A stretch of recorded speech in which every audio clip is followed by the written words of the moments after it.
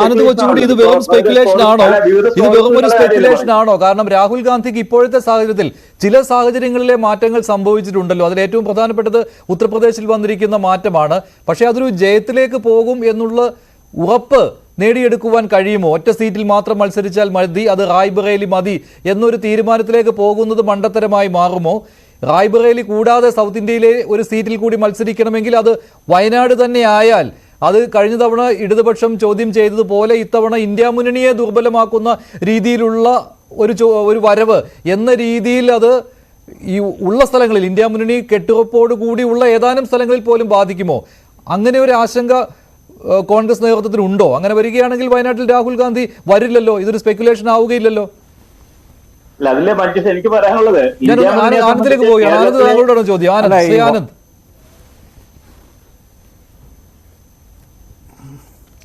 അല്ല, ഈ വയനാട്ടിൽ രാഹുൽ ഗാന്ധി മത്സരിച്ചാലും പ്രത്യേകിച്ച് ഒന്നും സംഭവിക്കാനില്ല. ഇപ്പോൾ CPM-ഉം അതുപോലെ ഇന്ത്യ മുന്നണി എന്ന് പറയുന്ന അതൊരു മുന്നണിയാണോ എന്ന് ചോദിച്ചാൽ ഈ കടലാസിൽ മുന്നണിയാണ്, ഓൺ പേപ്പർ അതൊരു മുന്നണിയാണ്. പക്ഷേ അതിൽ ഏതൊക്കെ പാർട്ടികൾ ഉണ്ട് ഇല്ല, അല്ലെങ്കിൽ തൃണമൂൽ കോൺഗ്രസ് പോലെയുള്ള പാർട്ടികൾ ഇപ്പോഴും കയ്യാലപ്പുറത്താണ്. ആ മുന്നണിയുടെ ഒരു എത്ര സീറ്റുകളിൽ അത് മുന്നണിയായിട്ട് മത്സരിക്കും എന്ന് തുടങ്ങിയുള്ള കാര്യങ്ങൾ ഇപ്പോഴും നമുക്കറിയില്ല. അതിൻ്റെ ആ മുന്നണി ഫോം ചെയ്ത് വരുന്നേ ഉള്ളൂ. അതിനിടയ്ക്ക് നിതീഷ് കുമാറിനെയും ജയന്ത് ചൗധരിയെയും പോലെയുള്ള നേതാക്കളുടെ പാർട്ടികൾ, ജനതാദൾ യുണൈറ്റഡും RLDയും ബീഹാറിലും ഉത്തർപ്രദേശിലും ഈ മുന്നണിയുടെ പുറത്തേക്ക് പോയിട്ടുമുണ്ട്.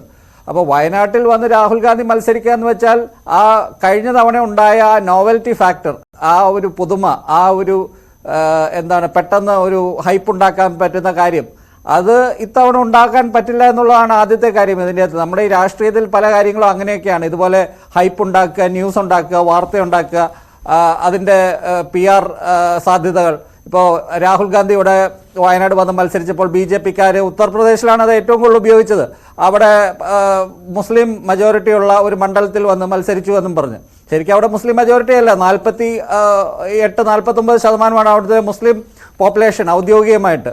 പക്ഷേ മുസ്ലിം മെജോറിറ്റി എന്ന് പറഞ്ഞപ്പോൾ അത് അങ്ങനെ പ്രചരിപ്പിച്ചു.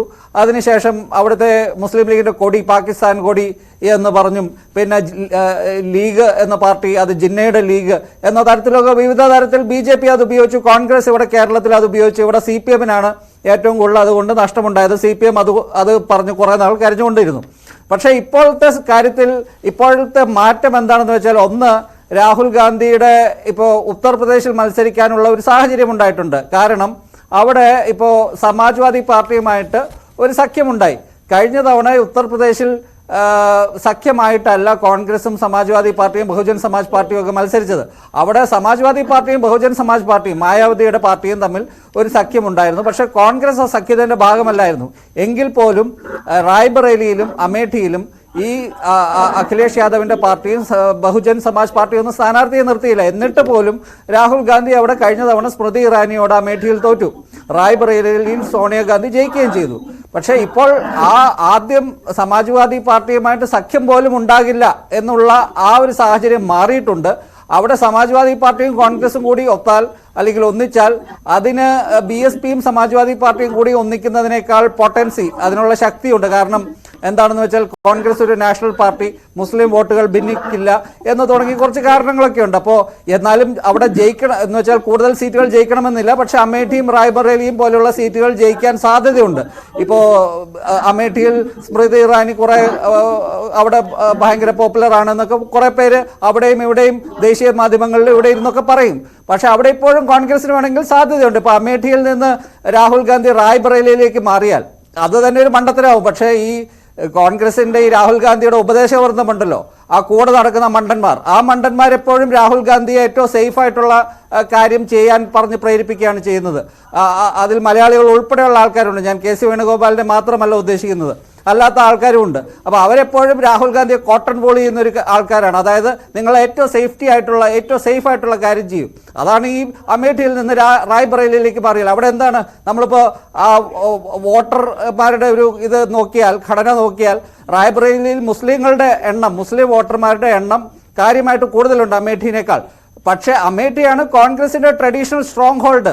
99 വരെ അവിടെ ആദ്യം സോണിയാഗാന്ധി 99-ൽ മത്സരിച്ച മണ്ഡലം അമേഠി തന്നെയാണ്. 2004-ൽ രാഹുൽ ഗാന്ധിക്ക് അത് ഒഴിഞ്ഞു കൊടുത്തതാണ്. റായ്ബറേലിയിലും ഇന്ദിരാഗാന്ധിയൊക്കെ മത്സരിച്ച സീറ്റാണ്. എങ്കിൽ പോലും അമേഠിയാണ് കുറച്ചുകൂടി ആ ട്രഡീഷണൽ സീറ്റ് എന്ന് പറയാവുന്ന ഒരു സീറ്റ്. അവിടെ രാഹുൽ ഗാന്ധി സ്മൃതി ഇറാനിയെ പേടിച്ചിനി റായ്ബറേലിയിൽ പോയി മത്സരിക്കുക, അത് തന്നെ ഒരു PR ഡിസാസ്റ്റർ അല്ലേ? ഈ കൂടെ നടക്കുന്ന മണ്ടന്മാർക്ക് ഇപ്പോൾ അത് മനസ്സിലാവില്ല. പിന്നെ ഇപ്പോൾ ഈ വയനാട്ടിലേക്ക് വന്നാൽ, വയനാട് ഉപേക്ഷിച്ചിപ്പോൾ കർണാടകത്തിലേക്ക് പോയാൽ മഞ്ജുഷ എന്നെ ചൂണ്ടിക്കാണിച്ചു, കഴിഞ്ഞ തവണ അവിടെ BJPക്ക് 50% കൂടുതൽ വോട്ട് കിട്ടി. അന്ന് കോൺഗ്രസും ജനതാദൾ സെക്യുലർ, ഗൗഡയുടെ പേരിൽ മാത്രം സെക്യുലർ ആയിട്ടുള്ള പാർട്ടിയും കോൺഗ്രസും കൂടി ഒന്നിച്ചാണ് മത്സരിച്ചത്. എന്നിട്ട് കോൺഗ്രസിന് ആകെ കിട്ടിയത് DK സുരേഷിന് ഒരു സീറ്റ് മാത്രമാണ്. ഇനിയിപ്പോൾ തമിഴ്നാട്ടിലെ കന്യാകുമാരിയിലോ തെലങ്കാനയിൽ നല്ലൊരു സാധ്യതയുണ്ട്. അവിടെ ഇപ്പോൾ ഒരു പുതിയ സർക്കാർ, ആ സർക്കാരിൻ്റെ ഹണിമൂൺ പീരീഡാണ്, 3 മാസമായിട്ടേ ഉള്ളൂ. ആ സർക്കാർ വന്നിട്ട് രേവന്ത് റെഡ്ഡിയുടെ സർക്കാർ, അവിടെ വേണമെങ്കിൽ കോൺഗ്രസിന് പണ്ട് ഇന്ദിരാഗാന്ധി മത്സരിച്ച മേഡക് സീറ്റ് പോലെയുള്ള സീറ്റുകളൊക്കെ ഉണ്ട്. അങ്ങനെ ഒരു സാധ്യതയുണ്ട്. പക്ഷേ കർണാടകത്തിൽ ഇപ്പോൾ ചിക്മഗല്ലൂരോ ഏത് സീറ്റ് മത്സരിച്ചാലും അത് ജയിക്കാൻ ഉറപ്പുള്ള സീറ്റുമൊന്നുമില്ല. വയനാട് വിടാനായിട്ട് ഉപദേശിക്കുകയില്ലല്ലോ. എന്തായാലും സേഫ്റ്റി